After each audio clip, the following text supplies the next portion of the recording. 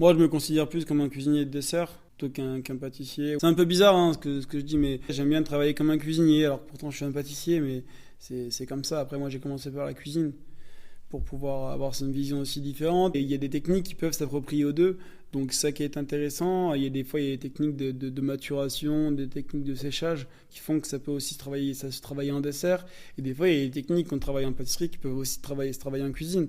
Donc c'est là où les deux métiers s'assemblent et c'est là aussi moi c'est un peu mon terrain de jeu parce que j'essaye de découvrir des techniques qui font cuisine que je peux me réapproprier en pâtisserie et l'inverse quoi.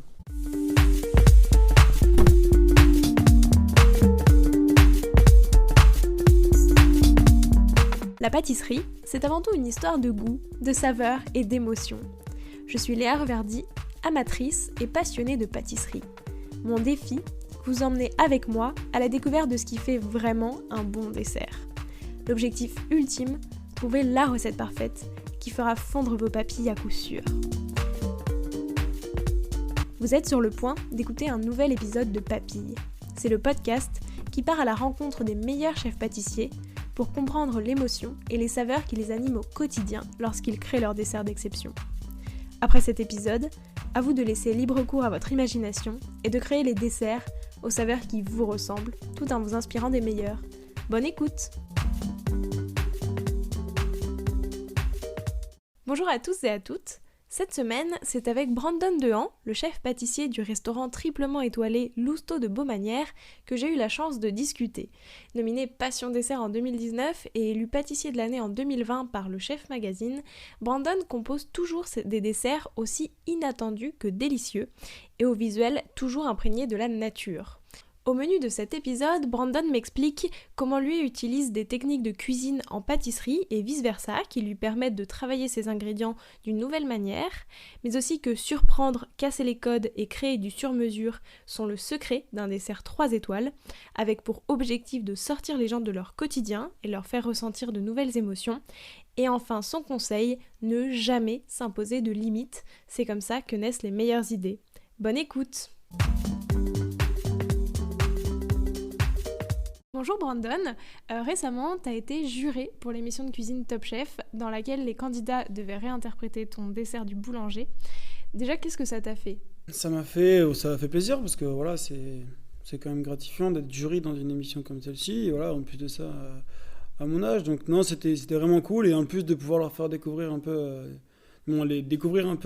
leur interprétation de mon univers, c'était vraiment intéressant de faire cette émission. Et à goûter, t'as été surpris par certaines créations ?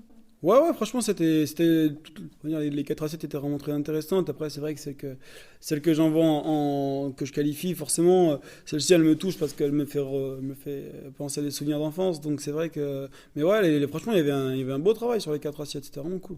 Et qu'est-ce que ça a changé pour toi, peut-être dans ton quotidien ? Est-ce que ça a changé quelque chose déjà Non, franchement, ça n'a rien changé. Voilà, ça n'a rien changé. Je suis resté le même. Ça n'a rien changé. Après, oui, c'est sûr que du coup, il y a peut-être un peu plus de gens qui ne me connaissaient pas, mais qui me connaissent maintenant. Mais non, ça n'a rien changé en soi. Après, c'était aussi une expérience humaine et professionnelle de faire cette émission, quoi. Bah écoute, merci beaucoup. En première partie, je te propose de revenir sur ton parcours, mais sous le prisme des saveurs. Ma toute première question, c'est quelles sont les saveurs qui ont marqué ton enfance ? Il y a le flan, il y a le flan parce que c'est un dessert que je mangeais quand j'étais petit que mon père adorait et que je faisais souvent quand j'étais tout petit. Il y a les framboises parce que je faisais de la musique quand j'étais petit, il y avait des framboisiers juste à côté et toutes les pauses je les passais dans les framboisiers, donc c'est un fruit que j'affectionne particulièrement. Il y a la tarte fine aux pommes parce que mon grand-père adorait ça et du coup moi c'est un de mes desserts favoris. Et les viennoiseries, quoi. Les viennoiseries, le pain, parce que voilà, ça fait partie de mon enfance. C'est vraiment des saveurs qui me ressemblent. Et c'était quoi ton plus beau souvenir gustatif ? Un plat que j'avais mangé quand j'étais avec Arnaud Faye à Chantilly, qui était une espèce comme on appelait ça, une surprise. C'était vraiment un petit intermède entre deux plats, qui était à base de caviar, de pommes de terre et d'amandes amères. Et je pense que ça, je m'en souviendrai toute ma vie, je crois. Non, c'était vraiment un plat magique. Est-ce qu'il y a une saveur qui t'évoque ton arrivée à Lousteau de Baumanière ? L'huile d'olive, direct. Ouais, l'huile d'olive. L'huile d'olive, ça fait partie de mon ADN aujourd'hui et ça fait partie de mon arrivée à Baumanière parce que toi, quand tu viens du Nord, tu connais pas forcément l'huile d'olive. Hein. Je veux dire, et c'est vrai que quand je suis arrivé ici, j'ai appris à comprendre l'univers de l'huile d'olive parce que c'était une vraie huile d'olive et c'est vrai que ça, c'est vraiment la saveur de de mon arrivée à Lousteau, quoi. Est-ce que tu l'as mise en avant, en valeur, dans un de tes desserts? Ouais, dans tous mes desserts presque. Non, ouais, ça fait partie de beaucoup de mes desserts. J'assaisonne beaucoup de desserts avec l'huile d'olive. C'est vraiment ce qui va donner cette petite touche finale et de la rondeur sur mes desserts. Mais il y a un de mes desserts qui est signature, qui est le chocolat à l'huile d'olive, qui fait partie de mon ADN et de ma signature.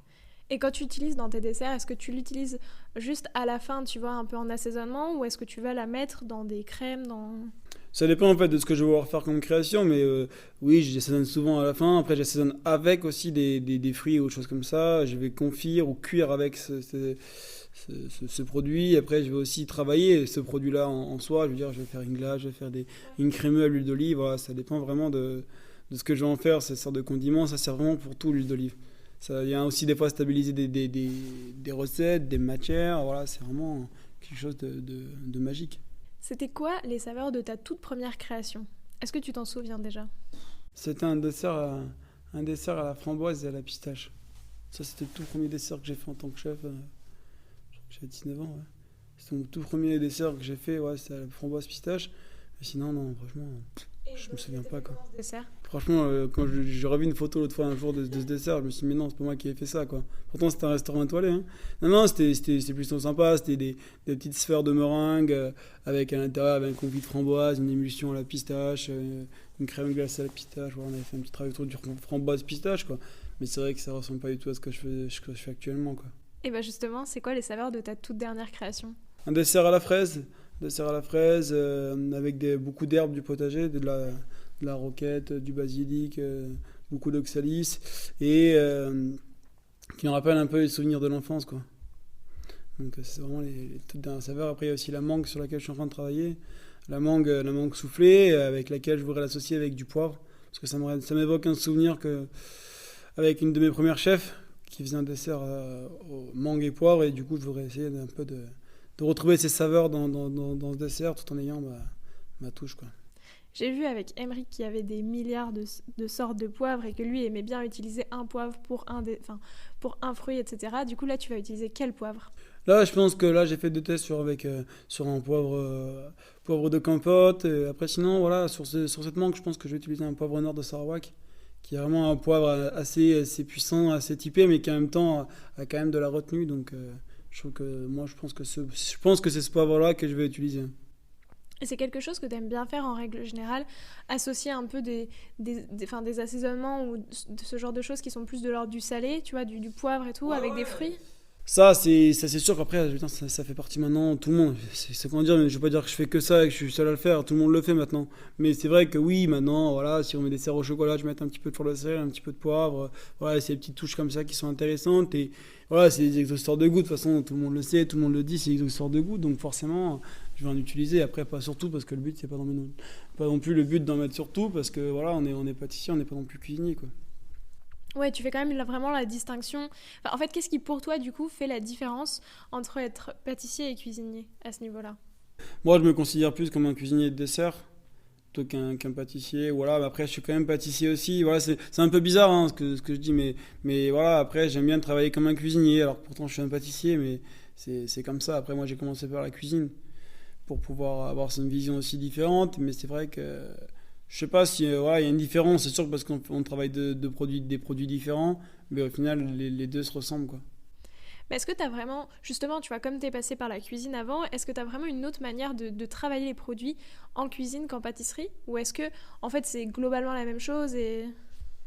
Non, c'est pas globalement la même chose parce que par exemple cuire une viande et cuire un fruit c'est pas pareil, c'est pas la même chose. Mais il y a des techniques qui peuvent s'approprier aux deux.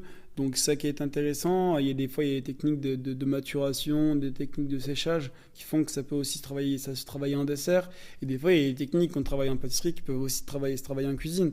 Donc c'est là où les deux métiers s'assemblent et c'est là aussi moi c'est un peu mon terrain de jeu parce que j'essaye de découvrir des techniques qui font en cuisine que je peux me réapproprier en pâtisserie et l'inverse, quoi. Ouais, bien sûr. Après, tu as aussi des rencontres qui font que, tu vois, de travailler avec des chefs en question bah, voilà. Moi, je travaille avec Glenn en cuisine et c'est vrai que Glenn a aussi un univers complètement décalé et c'est vrai que le fait d'avoir travaillé avec lui, ça m'a fait un peu, voilà, me remettre complètement en question et de comprendre pourquoi je faisais les choses. Et voilà, il y a eu Glenn, il y a aussi Olivier Belin en Bretagne avec qui je travaillais à l'Auberge des Glacis qui m'a commencé à me un peu à me bousculer dans ce que je faisais. Et c'est vrai qu'après Glenn, voilà, on va dire, a scie le truc, quoi, vraiment, où maintenant j'ai vraiment ma propre identité et je sais que mes desserts sont uniques, quoi. Ouais, c'est ça. Alors pour les gens qui ne savent pas, Glenn, du coup, c'est le cuisinier. Glenn Vielle, c'est le chef de cuisine de l'Hosto de Beaumanière. Oui, voilà, exactement. Pour clore cette première partie, j'ai une dernière question. Ça représente quoi pour toi la pâtisserie ? Pour moi, ça représente la gourmandise, ça représente les souvenirs d'enfance. Parce que souvent, voilà, pour moi, je trouve quand même on a beaucoup plus de souvenirs d'enfance sur une pâtisserie que sur un plat. C'est bête à dire, hein, mis à part voilà, sur des souvenirs de grand-mère ou choses comme ça. Mais c'est vrai que des fois, t'as des gâteaux qui vont te marquer, qui sont, pour beaucoup de gens, voilà, c'est ça j'adore ça, j'adore ci. C'est presque des fois, tu vois, tu vas manger une pâtisserie, tu vas dire que c'est un péché mignon, quoi. C'est vraiment, toi, le petit truc, peut-être un petit peu la petite folie, tu vois, la petite folie. Donc c'est vrai que, moi, la pâtisserie, c'est ça. Après, pour moi, c'est aussi la précision, quoi. Et dans ce truc de souvenir d'enfance, est-ce que toi, du coup, c'est quelque chose que tu mets beaucoup à l'honneur quand tu travailles un dessert ? Tu penses toujours aux souvenirs d'enfance ? Ouais, souvenir d'enfance ou souvenir tout court, parce que tu vois, quand tu manges quelque chose, souvent tu vas te souvenir de ce tu vas manger quelque chose dans la vie, tu vas dire ça me fait penser à ce que j'avais mangé quand j'étais petite ou voilà, ou un truc comme ça. Et c'est vrai que le but c'est ça aussi, c'est de déclencher des souvenirs qui font que du coup ce dessert ou ce plat, tu vas t'en souvenir toute ta vie parce que ça t'aura fait rappeler un souvenir. Et comment tu fais ça ? Est-ce que tu le fais en utilisant des ingrédients, enfin tu vois, des aliments que tout le monde connaît et tout le monde a pu manger dans son enfance ? Est-ce que c'est des goûts particuliers, une technique ? Non, pas forcément. Après, des fois, tu vois, c'est quand tu vas travailler un produit, des fois, en goûtant, ça va te faire penser à un truc. Tu vas dire, ouais, peut-être que c'est un truc que j'ai déjà goûté, ça me fait penser à quelque chose, et ainsi de suite, tu vois. Tu vas pas forcément vouloir travailler quelque chose qui va te faire rappeler un souvenir d'enfance. Des fois, c'est en travaillant des produits qui fait que ça va te faire penser à un souvenir d'enfance. Tu vois, c'est comme ça que nous, on voit les choses aussi ici. Des fois, il y a aussi des produits, d'assemblages de produits qui font que ça te fait rappeler des souvenirs. Tu vois, il y a vraiment des choses comme ça. L'année dernière, moi, j'ai créé un dessert qui n'est pas encore sorti à la carte parce que c'était pas encore la saison. Du moins, c'était pas encore la saison. Je crois que ça ressemblait pas à la saison. J'ai créé un dessert sans cacao, mais qui a un goût de cacao. Sauf qu'en fait, il n'y a aucun chocolat, aucun cacao, aucun goût de cacao dedans. C'est ce que j'ai fait pour créer ce dessert. J'ai utilisé des champignons. J'ai utilisé des champignons de Paris déshydratés qu'on a fait sécher, différentes températures et ainsi de suite. Ce qui fait qu'on a réussi à recréer le goût du cacao et l'odeur du cacao. Et il n'y avait pas de cacao dans le dessert. Par contre, tu avais l'impression de manger du chocolat. Et ça, c'est vraiment en testant. Comment ça parce qu'en fait, tu vois, des fois, il y a un moment donné, je faisais un dessert, je faisais un pré-dessert qui était champignons de Paris, chocolat blanc. Tu vois, en fait, j'avais voulu faire un dessert champignons, chocolat. Sauf qu'en fait, je fais le dessert, machin, je me dis, puis c'est pas fou, quoi. C'est pas fou, je trouve qu'on sent pas ces champignons. Et puis, je sais pas, je coupe des champignons de Paris frais, tu sais, je sens et tout, machin. J'ouvre mon armoire en chocolat, j'ouvre toutes les boîtes, et là, j'ouvre la boîte de chocolat blanc. Les deux aient la même odeur. Tu vois, je me dis, il y a un truc, quelque chose qui se passe comme ça. Et ce qui fait que du coup, on a créé ce pré-dessert qui était juste une glace au chocolat blanc et des copeaux de champignons de Paris frais dessus. Et on venait assaisonner avec des cailloux d'assaisonnement que Glenn a créé, une technique que Glenn a créée en cuisine, qui sont des cailloux de concentration de goût, notamment aux champignons. Donc on avait fait un caillou aux champignons. Donc on a juste assaisonné ces champignons de Paris avec ce caillou d'assaisonnement. Et tu avais juste champignons, chocolat blanc. Basta. Tu vois, et donc des fois c'est en testant des choses, voilà, tu vois, tu te rends compte que ça fait ce goût-là et ainsi de suite, quoi. Tu vois, moi je fais quand même pas mal de choses aux champignons et en cuisine aussi, et du coup tu vois, tu fais sécher des choses, tu regardes et du coup tu comprends que ça peut t'amener à ça. Donc c'est vrai que quand on a fait ce sablé avec de la poudre de champignons de Paris desséchée, on a réussi à créer ce goût de cacao. On a fait une tuile au jus de champignons qui après avait un goût de cacao, quoi. Donc en fait, ça plus ça a fait que tu avais l'impression d'avoir un dessert au cacao, quoi. Et avec ça, on avait marié ça avec du cassis.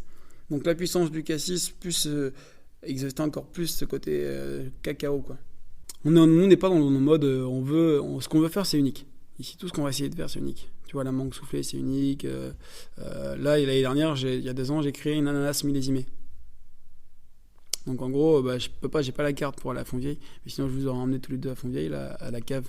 En fait, on a créé des bocaux d'ananas, donc chaque année a un millésime différent, donc chaque année c'est un parfum différent et une provenance différente d'ananas. Donc en fait, on a fait des ananas entiers, donc on a rôti, machin et tout, donc on est venu faire un bocaux avec un jus. Par exemple, l'année dernière, c'était l'île de la Réunion, donc c'était l'ananas Victoria de la Réunion. On avait travaillé avec un jus ananas gingembre, Donc on a fait des bocaux classiques, sauf qu'en fait on les a mis les étiqueter comme des bouteilles de vin. Ce qui fait qu'en fait chaque millésime a un ananas différent et une étiquette différente. Et dans 4 ans ou dans 3 ans, le client choisira son millésime de l'ananas et on fera le dessert en fonction de son millésime. Tu vois, c'est des trucs tout simples. Mais par contre, ça fait le charme de montrer comme une étiquette, un bocaux d'ananas comme une bouteille de vin et ainsi de suite, quoi. Tu vois, il faut apporter des fois quelque chose, essayer de casser un peu de ce qu'on connaît pour arriver à des choses comme celle-ci, quoi. Et voilà, après franchement, c'est tellement infini. Tu vois, des fois, tu as des idées qui viennent comme ça.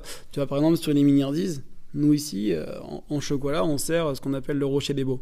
Donc en fait, j'ai pris du chocolat que j'ai mis au point avec des fruits secs comme un mendiant, parce que mendiant c'est provençal. Donc comme un mendiant avec des fruits secs à l'intérieur qu'on a venu mettre sous vide. La petite technique qui n'est pas forcément une technique bien connue, qui est connue mais pas connue de tout le monde. Donc on a mis sous vide sur des glaçons et ensuite pour figer forcément la masse. Donc nous on vient le sculpter un tout petit peu pour donner vraiment toutes les aspérités et tout. Et en fait le serveur arrive en salle avec ce petit bloc et il vient avec un marteau et un burin très chic. Il vient casser ce petit bloc. Tu vois, comme s'il était dans le tailleur de pierre qui est à côté, quoi. C'est des trucs tout simples, mais qui font que ça va te sortir un peu de ton quotidien de tous les jours et de ce que tu vois on va dire des fois tu es dans un peu dans le côté un peu morose de la vie et ainsi de suite, et tu arrives au restaurant, des fois tu es un peu ailleurs, et du coup là tu vas penser à ce qu'on va te faire devant toi parce qu'on va essayer de te sortir de ton quotidien, quoi. Et donc c'est ce qu'on essaye de faire, c'est ce qu'on essaye de faire au quotidien. Tu vois, là, il y a 2 semaines avec ma sous-chef, on était en train de discuter. J'aimerais bien, mais plus que ça, il y a un mois, j'avais dit ça à ma sous-chef. J'aimerais bien faire un jeu d'échecs, toi en bois. Et en fait, dans ce jeu d'échecs, on pose à la fin sur table, on miniardise. Et en fait, les gens jouent aux échecs, sauf qu'en fait, les pièces se mangent. Peut-être pas tous, mais juste par exemple le roi et la reine, tu vois. Donc ils vont jouer, ils vont marcher, puis à la fin ils vont manger la petite pièce, tu vois. C'est des trucs tout simples, mais c'est des trucs qui vont te sortir un peu de ton quotidien. Et qui peuvent aussi coller finalement avec un peu ce côté souvenir d'enfance. Ouais, souvenir d'enfance. Après, moi je te rassure, je jouais pas aux échecs quand j'étais petit. J'étais pas assez intelligent pour ça. Non, mais moi non plus, mais tu vois ce que je veux dire, c'est t'as ce côté un peu, tu joues. Non, mais c'est sûr, tu vois, c'est ce côté-là. Tu vois, l'année dernière j'ai écrit un dessert à la framboise. La petite histoire, c'est qu'en fait, moi, j'adore la framboise, donc j'ai toujours voulu faire un dessert à la framboise, je cherchais machin et tout. Puis j'ai créé cette gavotte. Donc la gavotte, c'est un des tout premiers trucs que j'ai appris avec Ophélie Berès quand j'étais à l'auberge de Pomme à Chantilly. Et c'était vraiment un truc qui m'a marqué, tu vois. Et je me suis dit, il faut que j'arrive à retravailler cette technique et cette façon de cuire la gavotte et de travailler l'appareil à la gavotte pour créer un truc qui soit inoubliable. Et en fait, j'ai fait un truc tout con. Ophélie Barès m'avait appris à faire chauffer à une certaine température notre eau et verser sur nos blancs d'œufs et ainsi de suite. Sauf qu'en fait, moi, j'ai versé dessus et j'ai tout cuit. J'ai fait bouillir comme une crème pâtissière. Ce qui fait qu'en fait, mon appareil a figé et j'ai pu le travailler différemment. Donc en fait, ça, je suis venu l'étaler sur une plaque que j'ai étalée au peigne. Et en fait, en faisant cette technique-là, j'ai réussi à assembler plusieurs fois cette technique. Et j'ai réussi à créer comme une dentelle, en fait, comme vraiment une dentelle, un chapeau de paille un peu, tu vois. Et l'idée, quand tu mangeais le dessert, c'était retrouver la paille d'or. Ouais. Tu vois un peu ça, quand tu manges ça, en fait, les gens ils font « Ah ouais, putain, c'est un goût de paille d'or. » Alors que pourtant, ça ne l'est pas, quoi. Tu vois, c'est des petits souvenirs comme ça qu'on essaye de recréer de temps en temps, même souvent dans les desserts, quoi. Tu vois, même des fois, par exemple, tu vois, quand on crée un dessert aussi, nous, on aime bien créer de la frustration. Un plat ou un dessert. C'est-à-dire que tu sais, des fois, il y a des gens, ils vont t'en mettre trop d'un coup. Puis tu vas pas finir. Et ben nous, ce qu'on veut, c'est des fois, c'est créer la frustration. Donc tu vas mettre une petite quantité, tu vas manger, puis à la fin, tu vas faire putain, j'en aurais bien mangé un peu, quoi, un peu plus. Ça, tu vois, c'est les sentiments qu'on aime bien créer dans notre cuisine, que ce soit Glenn ou moi en pâtisserie, c'est les sentiments qu'on aime bien créer, quoi. Ouais, non, mais c'est sûr que tout va ensemble et c'est un univers qui se construit en entier, quoi. C'est ça. Bah écoute, merci beaucoup. En deuxième partie, je te propose de revenir vraiment sur les saveurs qui t'inspirent au quotidien. Et en fait, la première chose, tu vois, pour moi, en venant ici, et même avant, en voyant un peu, c'est vraiment un superbe endroit. Pour les gens qui ne voient pas et qui ne peuvent pas voir forcément, on est entouré de roches, etc. Ah ouais, parce que vraiment, c'est un endroit superbe, on est entouré de roches, au milieu de la nature, etc. Est-ce que toi, ça inspire tes créations ? Ouais, bien sûr, c'est inspire mes créations. Tu vois, comme je disais tout à l'heure sur le chocolat taillé comme un rocher, tu vois, ça m'a inspiré là-dessus. Il y a 3 ans, j'ai créé une bûche où j'ai reproduit cette roche sur une bûche avec le dessin de la maison de Jean Cocteau qu'il a fait pour la maison, tu vois. C'est inspirant, et puis même pas forcément dans le visuel, hein, ça inspire, la nature, ça t'inspire, ça, voilà, c'est sûr que c'est un lieu qui est inspirant. Et comment est-ce que, tu vois, à quel point en fait le fait qu'il y ait des potagers directement sur place, toi, ça a changé ta manière de travailler les produits? Enfin, ou peut-être que ça l'a pas changé finalement, mais... Si, indirectement, ça l'a changé, oui et non, parce que moi, je savais comment ça poussait, mais c'est vrai que tu respectes encore plus le produit quand tu vois ces gens qui travaillent, qui travaillent la terre, qui te font comprendre que pourquoi ça pousse comme ça, pourquoi il l'a mis dans ce sens-là et pas dans l'autre. Et du coup, tu te dis, ah ouais, mais ces gens-là, ils se donnent du mal quand même, c'est nos jardiniers, ils se donnent du mal aujourd'hui à faire ça, tu vois, tu discutes avec ces gens-là, et puis forcément, tu vas respecter encore un peu plus. Puis voilà, c'est comment dire, mais quand tu vois, quand tu vas ramasser tes framboises, c'est long de ramasser des framboises, hein. Et bah tu vas les respecter parce que sinon, bah, si tu les respectes pas, bah, tu vas devoir aller en ramasser. Donc forcément, tu vois, tu respectes encore plus tes produits. Et puis voilà, ça t'inspire peut-être dans d'autres façons de présenter un dessert. Tu vois, quand j'ai fait le dessert à la figue il y a 2 ans, tu vois, on l'a présenté directement sur une branche. On a fait une technique pour pas pouvoir, on va dire, pour ne pas utiliser toutes les branches du domaine parce que sinon je pense que je m'aurais fait insulter là-dessus, mais le but c'était vraiment de créer un service différent sur la figue tout en apportant ce côté inspirant de la figue directement nourrie à la branche, quoi. Et c'est vrai que voilà, le lieu a fait que j'ai créé ce dessert.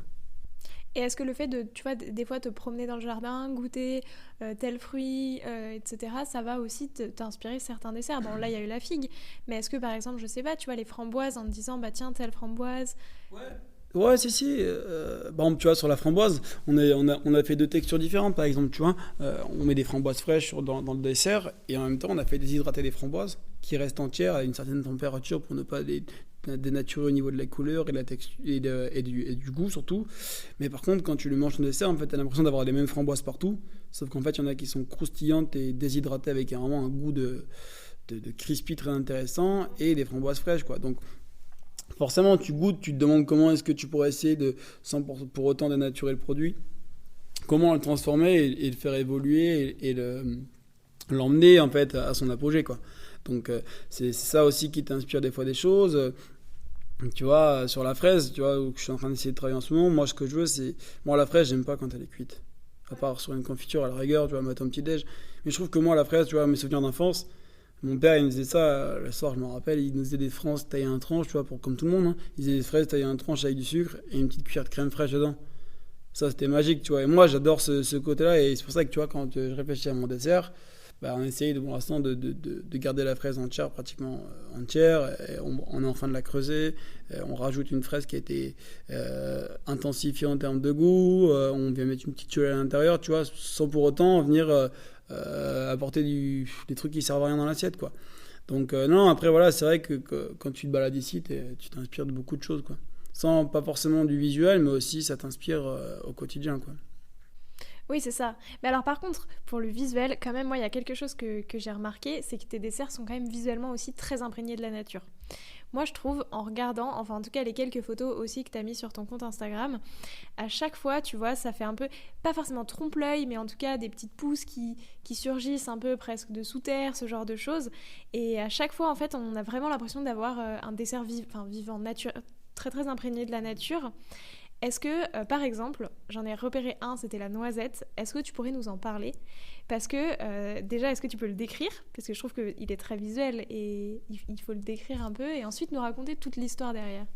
Alors en fait, l'idée de la noisette, en fait, c'était parce qu'à la base, j'ai créé un dessert à la noisette qui était un dessert avec une meringue un peu en forme de goutte, tu vois, très joli, très très joli, très très pur et tout très joli. Et en fait, quand j'ai vu ce dessert, je me suis dit, ça me ressemble pas. Tu vois, je me suis dit, c'est pas moi, ça, c'est pas ma signature. Et je me suis dit, comment je pourrais réinterpréter ce dessert avec pratiquement les mêmes éléments, tout en créant un univers qui est le mien. Et du coup, donc j'ai créé cette feuille en tuile, pas de noisettes, avec des pochoirs qu'on a fait faire nous-mêmes sur mesure et ainsi de suite. Après, à l'intérieur, tu vas retrouver un crémeux au marron grillé. Donc vraiment, tu vois, la châtaigne grillée, qu'on a fait infuser, et ainsi de suite, un peu brûlé, tu vois. Et dessus, on est venu mettre des fausses noisettes. Donc la technique, elle est un peu particulière, c'est-à-dire qu'on a pris des gants en latex qu'on est venu couper, qu'on a rempli d'eau avec une noisette qu'on est venu congeler. En fait, on est venu tremper dans différents chocolats avec rayé après au pinceau, pas un pinceau, mais à la brosse métallique et ainsi de suite. Donc je peux te dire, sur chaque dessert, il y a quand même 12 noisettes. Donc je peux te dire que ça fait un sacré travail. Donc tout ça est farci d'un crémeux à la noisette, d'un crumble noisette, d'une crêpe dentelle, avec une noisette entière aussi à l'intérieur. Et tu vois, quand tu manges ça, c'est bête à dire, mais je veux dire un truc qui n'est pas très catholique, mais ça a un goût de Kinder Bueno. Tu vois, et ça te fait rappeler un souvenir d'enfance. Et donc il y avait ce côté donc régressif et rassurant quand tu mangeais ce dessert, et en même temps on a voulu apporter le côté sous-bas, tu vois, moi ça me fait penser, moi je viens du nord de la France, et moi je me rappelle des balades en forêt que je faisais avec mon père et avec mes frères et sœurs, parce que j'ai beaucoup de frères et sœurs, et ça m'a rappelé ça, quoi. Et du coup je voulais retracer un peu, tu vois, c'est pour ça qu'on a fait des traces de pas de chevreuil, de cerf dans l'assiette, on a fait une feuille avec toutes les petites noisettes qui étaient tombées. On a rajouté des champignons frais dessus parce qu'il y a un côté aussi bois et intéressant, chocolat. Et des pousses de persil, un gel au persil. Et en fait, sur ce dessert, donc c'est le dessert en soi. Et en fait, avant de commencer le dessert, tu manges un sorbet au persil. Tu vois, vraiment très végétal, très, très pur. Et ce qui fait qu'en fait, ça te fait vraiment deux univers complètement différents, mais en fait, les deux s'imprègnent. Et la petite dernière création qu'on a fait pour ce dessert, qui reviendra certainement à la carte cette année, on l'a amélioré forcément, nous un dessert on l'améliore et ainsi de suite. En fait j'ai créé avec donc un ami Florent qui est le créateur de la ferme 3D à Saint-Rémy-de-Provence, on a créé donc un support en 3D, donc un écureuil en 3D, et qu'il a moulé lui en pierre des Baux. En fait on va venir présenter l'assiette comme ça, et sur le bord de l'assiette on mettra ce petit écureuil avec une petite noisette dans la main comme s'il mangeait l'assiette.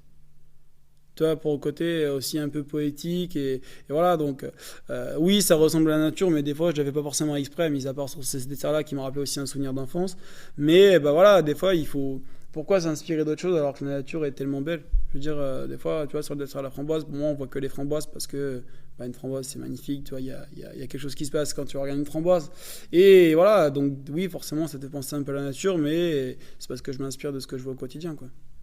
Oui, après ça, je trouve que c'est aussi l'esprit en règle générale de Lousteau de Baumanière. Tu vois, tout est, et c'est ce que tu disais, là il y a le petit écureuil, etc. Mais sinon, tout est un peu pensé dans ce côté aussi très naturel, de la vaisselle. Enfin, Ouais, c'est en fait comme quand tu vois, on essaye d'amener aussi les gens ailleurs. Tu vois, essayer d'un peu de sortir de son quotidien et de penser à autre chose quand on est ici. Le but, c'est de faire vivre une expérience au client. Donc forcément, tu vois, on veut essayer de le sortir au mieux. Et puis en même temps, nous, ça nous fait découvrir de nouvelles choses, tu vois. Il n'y a pas que pour les clients, c'est aussi pour nous, tu vois. Pour nous, au quotidien, nous chefs, nous commis, on veut découvrir de nouvelles choses, comprendre aussi comment ça fonctionne, quoi.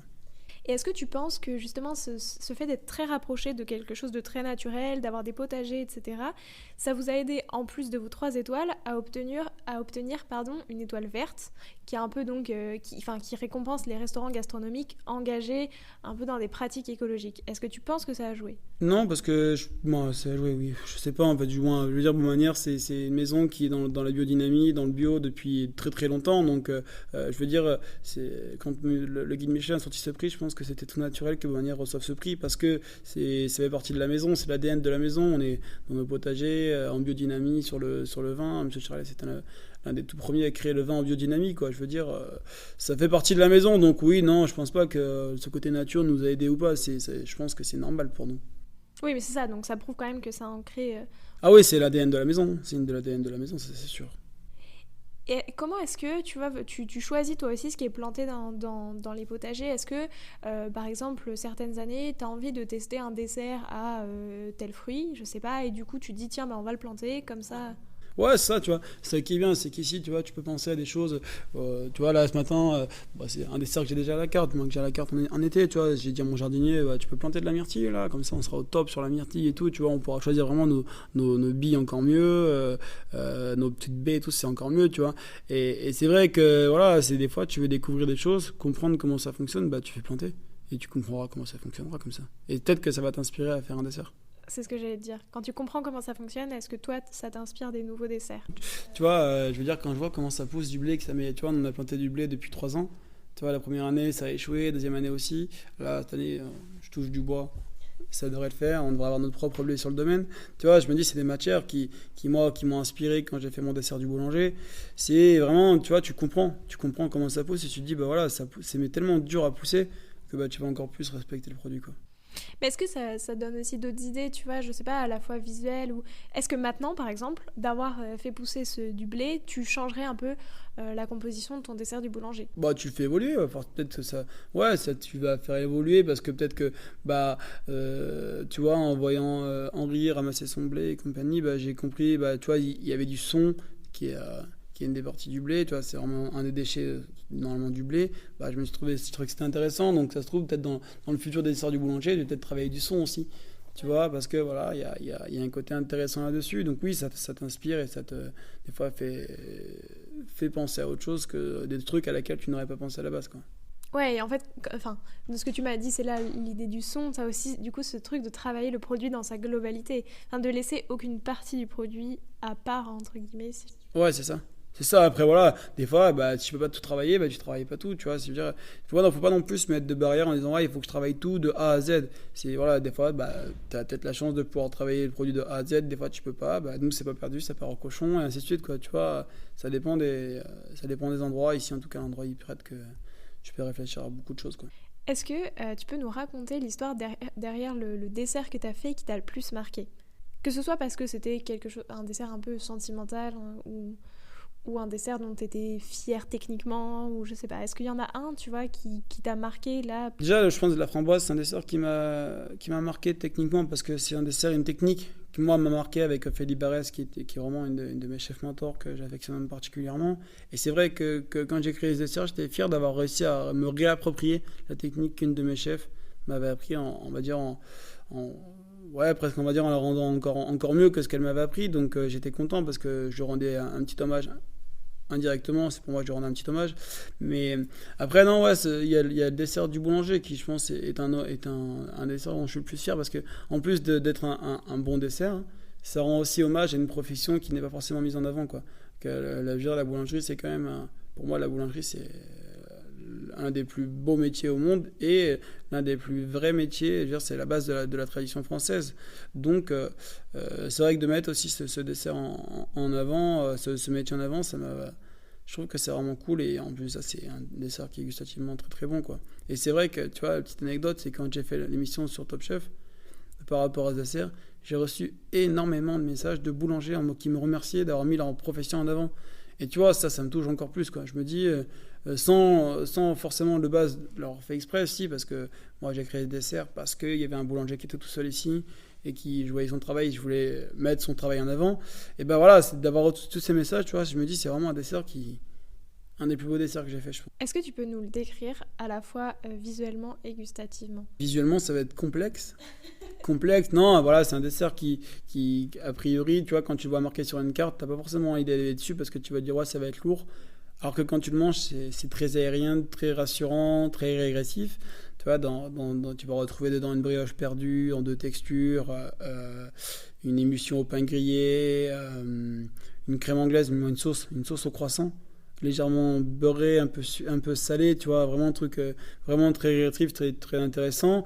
Mais par contre, du coup, en plus de ça, on est venu dedans rajouter des chips de croissant qu'on est venu laquer avec une réduction de bière qu'on a fait avec les céréales qui ont servi à faire le pain, pour apporter aussi un peu plus de rondeur au dessert, un peu plus de relief. Et à côté de ça, on est aussi venu servir un croissant cheddar pour venir saucer le dessert. Tu vois, on a vraiment été jusqu'au bout du dessert, de ce qu'on aurait pu lui apporter, tout en étant côté régressif et rassurant, quoi. Cette façon de faire, de rendre hommage à un métier, c'est quelque chose que tu as envie de refaire, ou peut-être que tu as déjà refait, avec d'autres métiers un peu d'artisanat, soit il pourrait y avoir aussi, je sais pas, tu vois, la poterie ou ce genre de choses. La poterie, nous, j'ai envie de te dire, on lui rend hommage tous les jours parce qu'on a une céramiste sur place et parce que voilà, le travail que Cécile fait est assez incroyable. Et du coup, quand on présente nos desserts ou nos plats dedans, je pense que c'est déjà lui rendre hommage. Après, c'est pour ça que l'avantage qu'on a, c'est qu'on peut créer des supports rien que pour un dessert avec elle. Je veux dire, on va créer presque des fois un dessert autour d'un support, tu vois, qu'on aura créé ensemble. Donc, c'est vrai que c'est ça qui est intéressant. Après, oui, j'aimerais bien encore créer d'autres desserts en hommage à certains métiers, quoi. Tu vois, c'est des choses qui sont, je pense, qui peuvent être très intéressantes, quoi. Lequel, là, par exemple, t'as en tête? Quel métier directement te vient à l'esprit quand tu as envie de... Le métier de tailleur de pierre, je trouve que ça pourrait être intéressant de travailler dans un dessert, tu vois. Je me suis dit, tu vois, une fois je pensais à un dessert où, par exemple, tu vois, tu vas manger ton dessert et en fait, au fur et à mesure que tu vas manger le dessert, tu vois, c'est comme si un peu tu sculptais ton assiette et d'un coup, tu vas découvrir au fond de l'assiette quelque chose d'écrit ou de marqué, tu vois, et ça va peut-être faire sourire les gens, tu vois, ils vont peut-être comprendre. Et je pense que voilà, c'est des choses que j'ai envie d'inculquer aux gens et de faire comprendre que c'est des valeurs qui nous sont chères, mettre des métiers en avant, quoi. Oui, et puis derrière, tu as aussi justement... En fait, tu leur rends aussi hommage avec la surprise un peu. De ce que tu disais de... En fait, tu montres aussi que chacun... Enfin là, en tout cas, l'idée que tu viens de me décrire brièvement, c'était montrer que chacun, en fait, peut le faire d'un coup de cuillère, mais qu'en fait, à la fin, il y a aussi de la surprise. Et c'est toujours un peu ce truc de créer...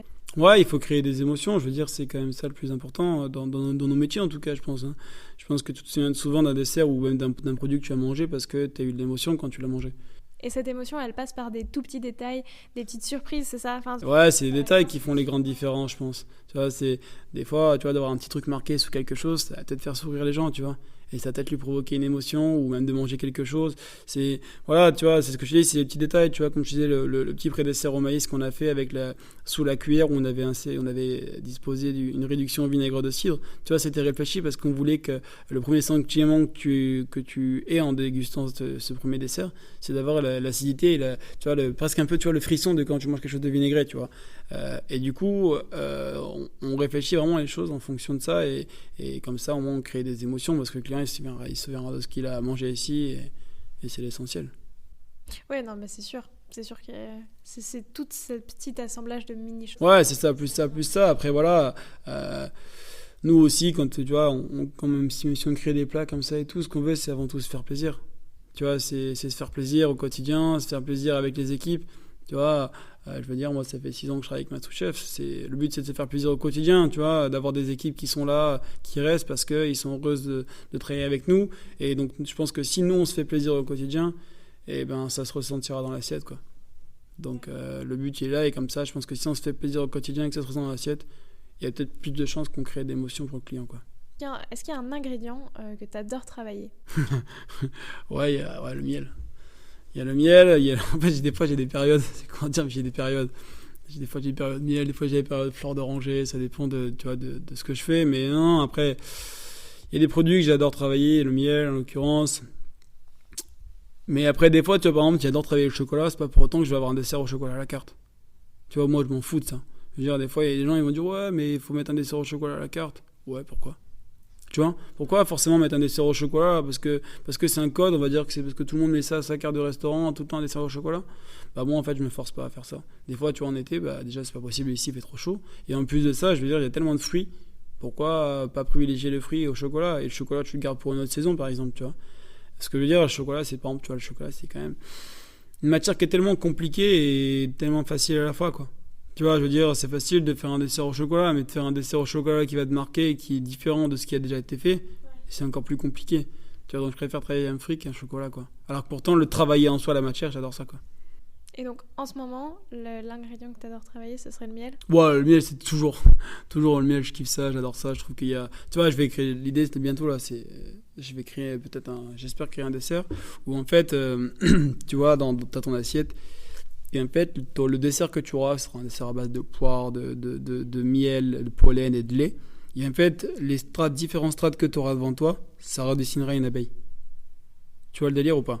Sauf que ça ressemblera pas à une abeille, mais tous les différents strates et les différents volumes feront que tu auras l'impression que c'est une abeille qui est dans l'assiette. Et en fait, quand tu viendras manger, ce sera différentes textures et ainsi de suite, quoi.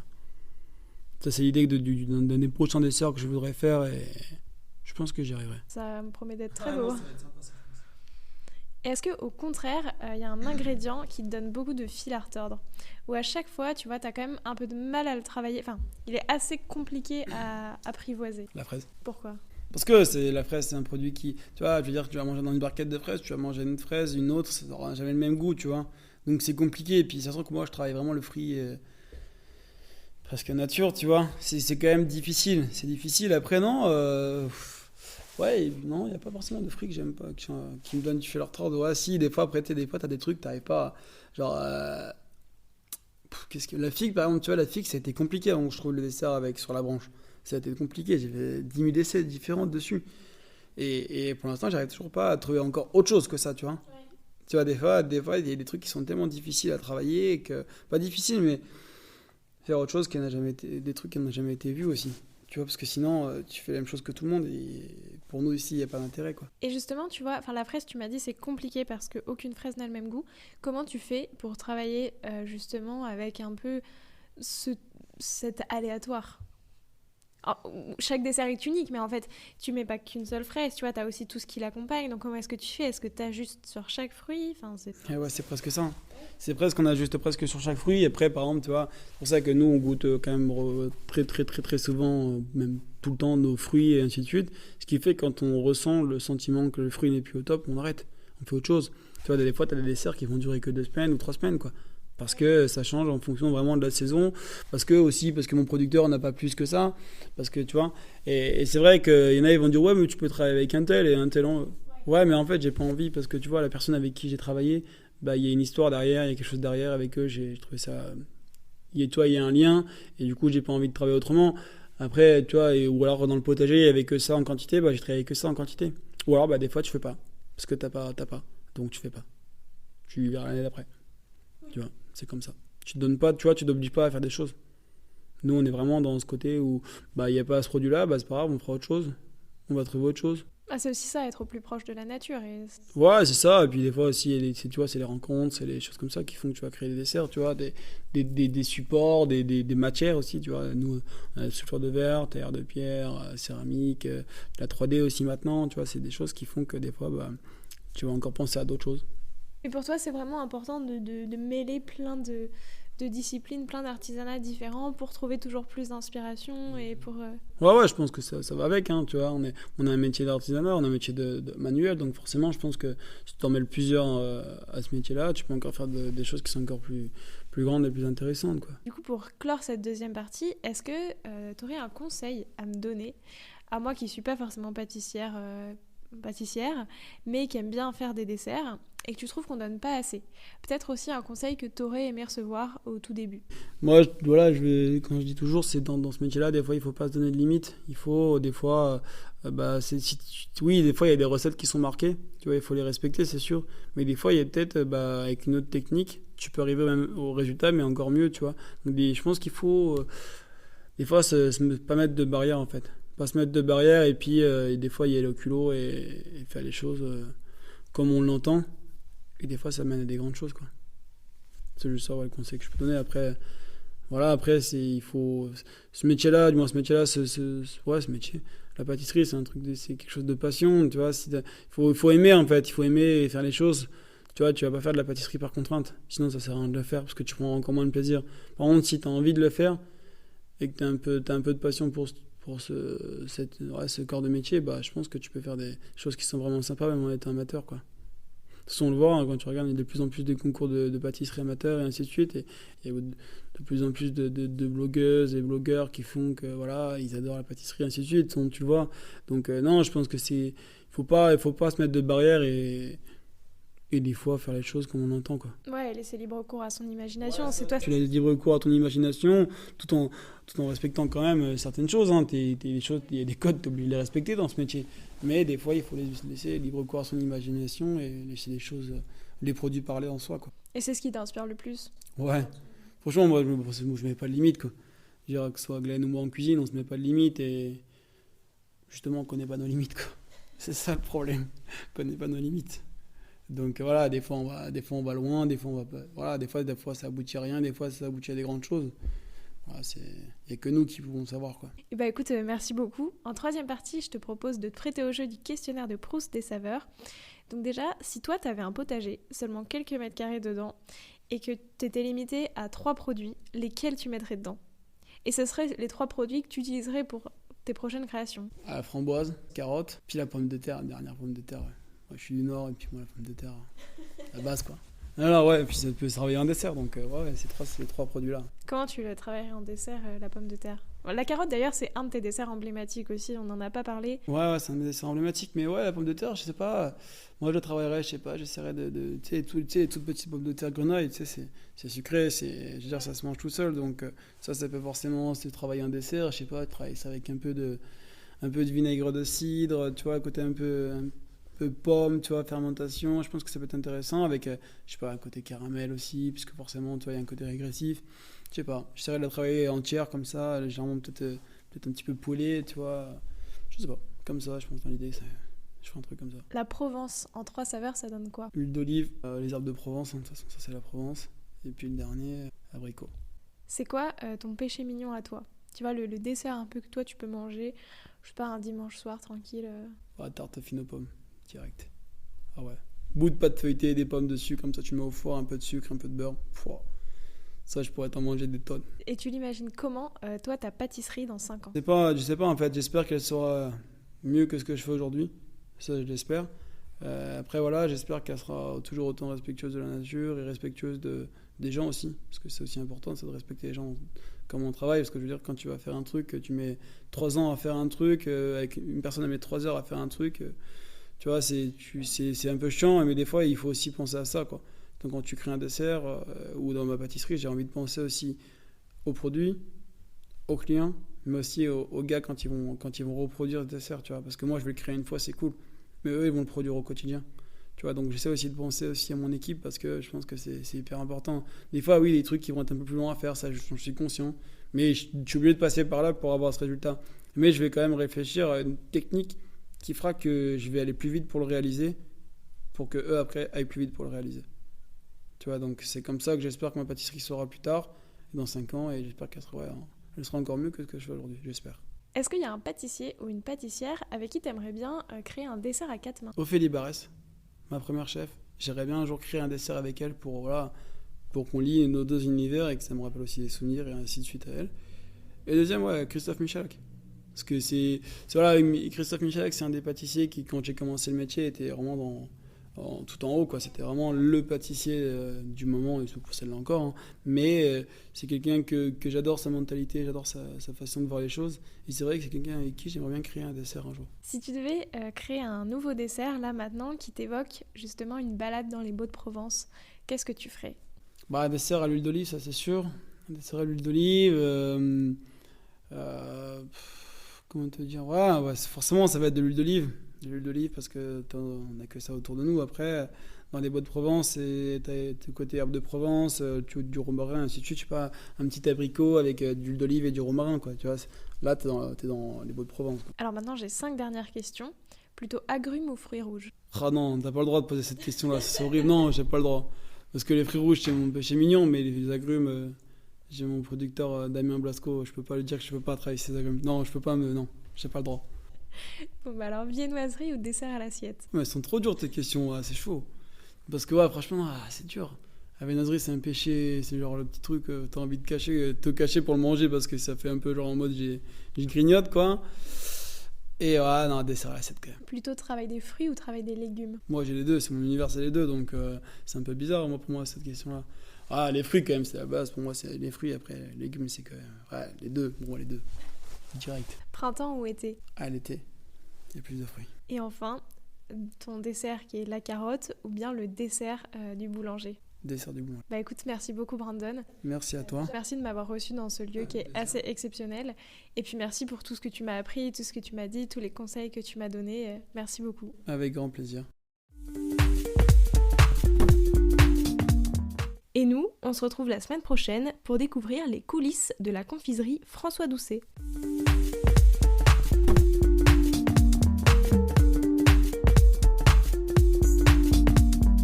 Alors, quel sera votre prochain dessert?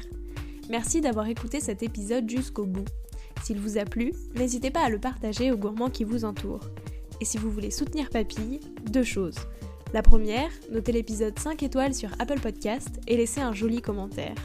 La seconde, vous rendre sur papillepodcast.com, sans oublier le S de Papille, et vous abonner à la newsletter pour être prévenu de la sortie des prochains épisodes et des articles que j'écris régulièrement.